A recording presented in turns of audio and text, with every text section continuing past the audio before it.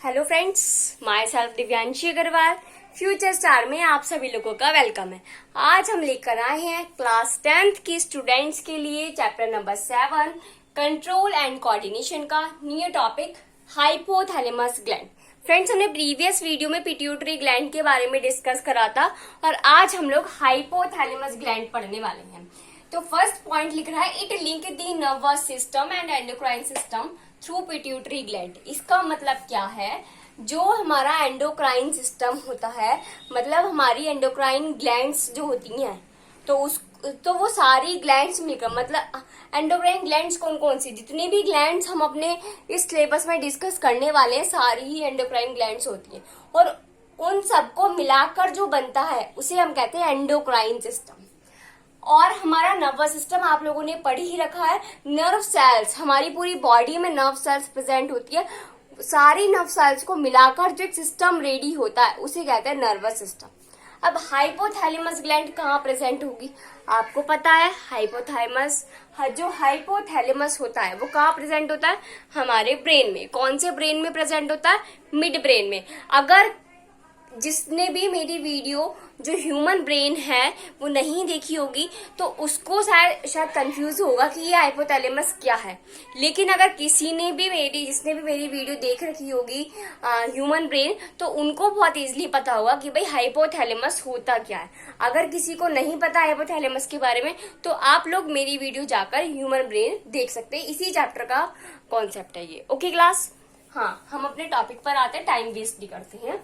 Nervous system और endocrine system जो होता है वो पिट्यूटरी ग्लैंड के द्वारा लिंक हुआ रहता है। हमारी जो हाइपोथैलेमस ग्लैंड है ये भी हमारे ब्रेन में ही प्रेजेंट होती है।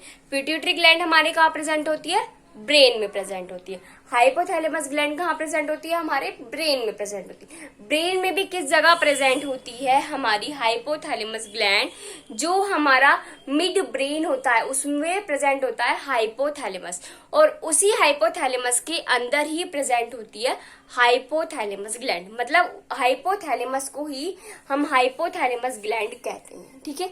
और ये क्या करती है, ये हमारे नर्वस सिस्टम को और जो हमारा एंडोक्राइन सिस्टम हो दोनों को जोड़ के रखने का काम करती है, ठीक है। मतलब मदद करती है पिट्यूटरी ग्लैंड की। अब जो ये हाइपोथैलेमस ग्लैंड है, इसमें से कौन कौन से हॉर्मोन्स हैं जो रिलीज होते हैं, कौन कौन से केमिकल्स हैं जो रिलीज होते हैं, तो वो है हमारे thyroid releasing hormone, gonadotropin releasing hormone, dopamine, somatostatin.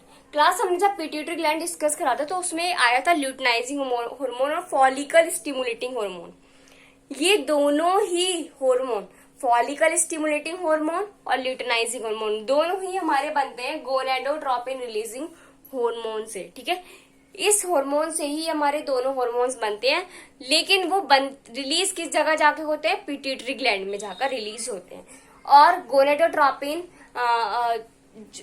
Releasing hormone जो है ये किस जगह काम करता है, ये हमारी फीमेल की बॉडी में जो सेक्सुअल रिप्रोडक्शन होता है उस टाइम पर रिलीज होता है। जब सेक्सुअली कैरेक्टर्स जो होते हैं वो डेवलप्ड कर रहे होते हैं ना फीमेल की बॉडी में, तो उस टाइम पर रिलीज होता है gonadotropin releasing hormone. Okay class.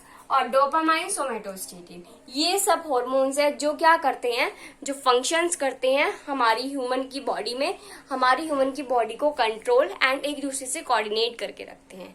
Okay class, तो ये था हाइपोथैलेमस ग्लैंड के बारे में।